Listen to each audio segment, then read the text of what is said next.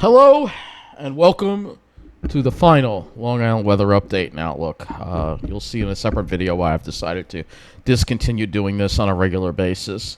But you can see, looking at the satellite, just like yesterday, definitely smoke and haze in the air. You can see a thunderstorm popping off up to the north and west there. This was the sunset last night. Kind of ironic. I show you the sunset as the sun sets on these regular weather updates, but definitely seeing that smoky haze in the air from all these wildfires going on all over the place. I think most of the smoke still coming from Canada, though some of it could be coming from New Jersey. You can clearly see on the satellite all this smoke and air quality. We do have some moderate levels of air quality around, so that's something that we definitely are seeing. So let's go look at our current conditions across the area. Not a whole lot going on across the country. Let's go and look at what we got outside. Temperatures generally are 72, 73. Humidity, dew points in the mid-60s. That's nothing terrible. But we did have a mix of sun and cloud, hazy sunshine and clouds today. Temperatures generally in the low 80s across Long Island. However, as you headed west to central Nassau, it was more like mid-80s and upper 80s as you headed into New York City. And New Jersey, let's see what they got up to upper 80s as well, 88 in the Pine Barrens west of Toms River. Let's go look at our lows. Probably not as low as it has been. West Hampton still managed to get down to 55, but everybody else was pretty much in the mid-60s. So, except for the Pine Barrens areas, also New Jersey got in the mid-50s. Lows were in the 60s. So that and we probably will not be dropping to the 50s again, as we are seeing an increase in humidity. Looking at our weather map, okay, weather map's not available. It's kind of fitting on the last day of the weather update. Convective outlook has a slight chance for severe weather, mainly in the moving from the upper Midwest into the Great Lakes. And this is day 3, actually. Day 2 has slight risk, actually, off to the east of us, perhaps, and leaves us in a marginal risk. So day 2 would be Tuesday, I think. They have us in that slight risk for severe weather. So let's look at our models. And I know Hawaii, I'm leaving you out. I know Hawaii has been being affected by some tropical system. I usually don't cover the Pacific in here. Sorry, Hawaii.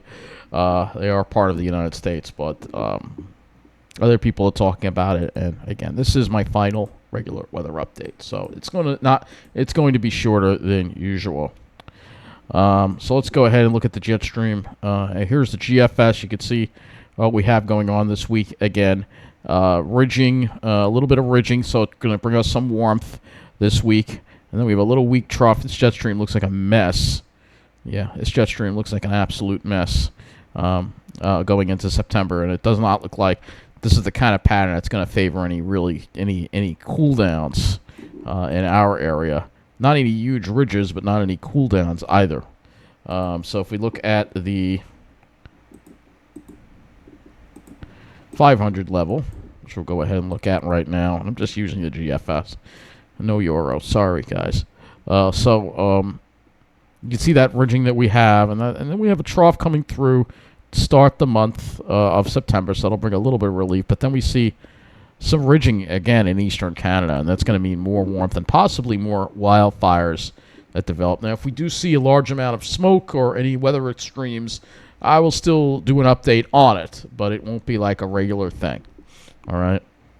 So I do see some of that. That's a pretty big ridge there building. So if we look at our temperature anomaly chart here that we have going into this week, you will see temperatures will be slightly above normal, becoming above normal, especially as we get to Wednesday. That's going to be the brutal day.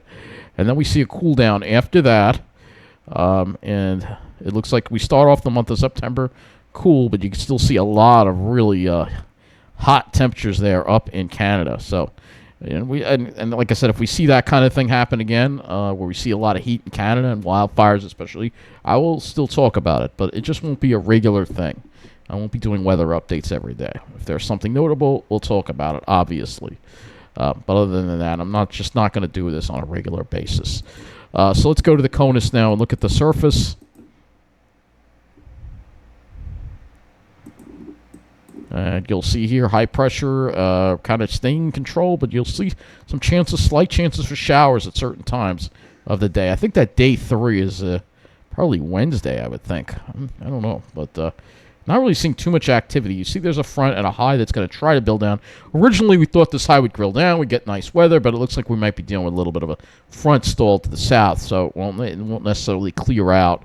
And we're going to have to wait for another front to come through on Sunday, and then that would bring us some nicer weather, and that would be for the first week of September. And it looks like that high sticks around for quite a while, so we could have a nice stretch, hopefully another nice stretch of weather like we had. So, and hopefully maybe with a little less smoke, but that's just too far. So you can see here, we're just looking at the dew point map, and I'll show you.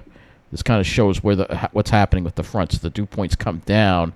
It's going to be a little on the humid side this week. Nothing crazy, but you see the dew points will come down Friday, but then they come back up again on Saturday, and then we have to wait for the second push to come on through. It still looks like it wants to try to stall it out a little bit. So that's your look at the overall view. Let's look at the mesoscale now. We'll start off looking at the dew points on the HRRR, and you'll see tomorrow we'll start off with a west-southwest wind. Actually, it's got a fairly westerly flow until we get toward the afternoon, so that means temperatures are going to be warmer than today, probably a lot more locations. I think everybody's going to see 80s, mid to upper 80s probably with a wind like that.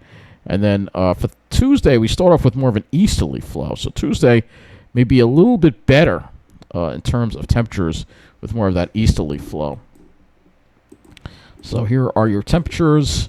Tonight, we're not going to really drop back as much, probably 60s for most locations. Tomorrow, well into the 80s for a lot of locations, mid to upper 80s, unless you're right at the South Shore.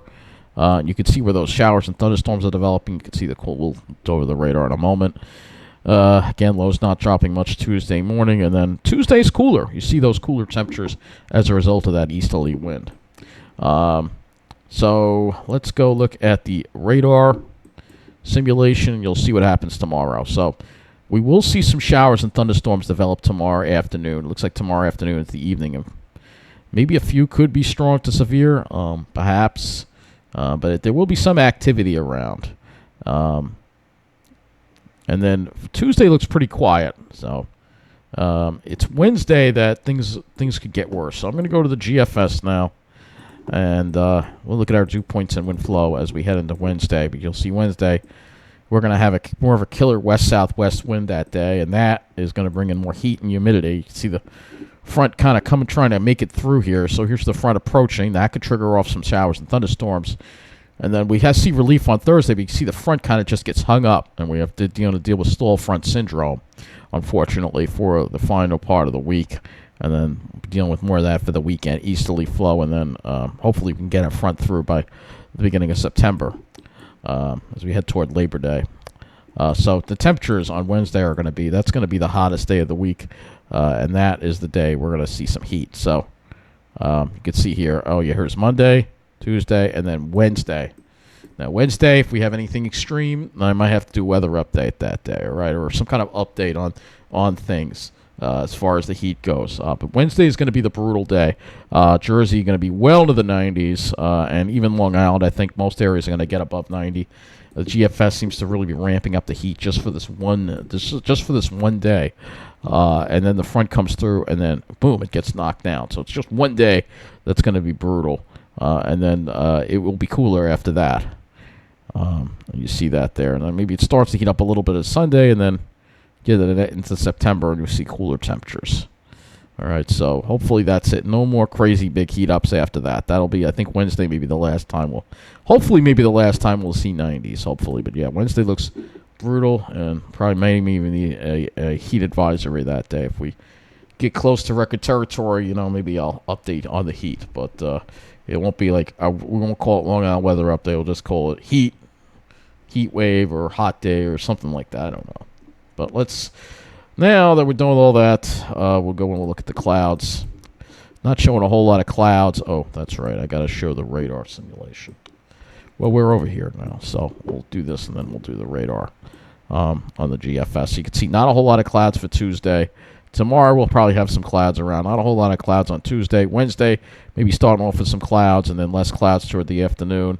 And then Thursday and Friday, yeah, we're going to be stuck in the clouds. It's going to be annoying because it'll be sunshine just off to the north and the east, but we got this damn stall front that's probably going to keep clouds around, unfortunately. Stall front syndrome, unfortunately. And August ends with stall front syndrome.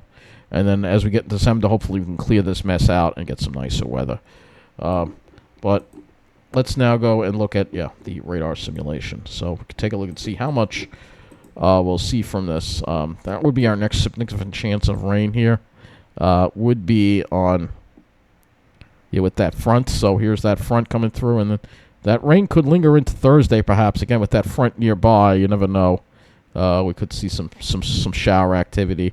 This is going to suck. I hate stall front syndrome. Originally it looked like it was going to move right on through, but of course, that never happens because we're in a new climate now. We don't have much of a jet stream, if you've noticed. So, I've said it a million times. I say it till I'm blue in the face, but some people just won't listen. So, let's look at the RGEM. When it comes to the skies, that'll be our next sky model that we'll look at. This one's a little different than the GFS. So, you can see it's starting off with not too many clouds tomorrow, and then we have some clouds develop toward the afternoon. And maybe some shower activity. This is going to be mainly inland. Tuesday, we start off with clouds, and then we have less clouds toward the afternoon. There could still be some jet junk around. This isn't an air mass that's going to bring us clear skies. Obviously, Wednesday, we're going to see a lot of the clouds. And then Thursday, maybe we can push them off to the south for Thursday. But, that all depends on how fast that front moves. And if we can get it a little more south, that would be great. But if we've seen anything, we know. It's always a hard battle. So let's go now to the smoke models, the RIP smoke model, and we'll see if we're going to get into any of this thicker wildfire smoke that's going on. I should have showed you the CONUS satellite. That's my mistake. But you can see here that not showing anything too thick. But again, these models really, there is still some smoke around. You can still see some smoke around. So I'm not buying that we're going to see any kind of relief from this. Unfortunately. HRRR, I'll show you that. Let's see if we got the 0Z1 in. Yeah, right. Let's see what this one looks like. You can see that thicker smoke just off to the west. It doesn't really show anything. It doesn't really show anything too much. So, I forgot to show you the CONUS satellite. There's several things I forgot to show you, so we'll do the CONUS satellite. See what's going on over here. You can see the haze that's across the eastern part of the country. So, a lot of hazy skies. There's just a lot of smoke all over the place with all these fires going on. We'll go ahead and look at Canada, northern U.S. Yeah, and I see some smoke over there, too. Nothing crazy, but there's generally some haze all around. You can see it on the satellite. Doesn't really take you... you can see all that haze around. So, lastly, we're not looking at this. Well, we'll go to our climate report for the day. You'll also notice that there are some showers and thunderstorms on the radar over Connecticut. But I don't think they're going to affect Long Island. It's over well to the north of us. So this is the risk for tomorrow. So it's actually the risk is for tomorrow, the storm ridge. And I'm making mistakes just because I'm under a lot of stress. This is why I can't do these regular weather updates anymore. I can't even do them properly. But you see that we are at a marginal risk and actually a slight risk for the east end for tomorrow. So I should have let off with that. I'm sorry. But again, there's just too much going on. So there's too many negative things that I got to deal with. And I've got to start contacting lawyers and elected officials so I can get the hell on out of this hellhole. So high 83, low 64, 1 degree above normal today at islip for today. And actually look at the preliminary. I think just because I'm not going to do these anymore. So if we can do the let's see if this is still down. Yeah. Oh well. You're not going to get a preliminary update. I'm kind of curious to see if we're running above normal for the month, but they don't have a quick link to it. So, oh well. So let's lastly go to the Climate Prediction Center and look at what our 6 to 10 day outlook. And our 6 to 10 day outlook does have above normal temperatures in the east, below normal in the middle of the country, especially the northern part, and a well above normal in the northwest. That's not good for fires. Above normal precipitation for a lot of the eastern 2/3 of the country, and then we go to the 8 to 14 day, and we see below normal starting to move into the eastern part of the country, particularly around the Great Lakes, well above in the west, and significant chances of above normal temperatures on the east coast, which may indicate that they're thinking that we're going to be dealing with some stall fronts. So, yay! Nice to have some sunny, dry, cool weather. Would be nice.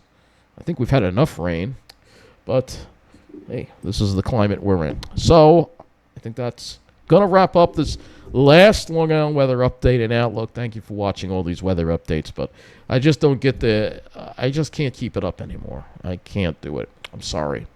Please understand that, and I'll have another video explaining all of that to you. Good night.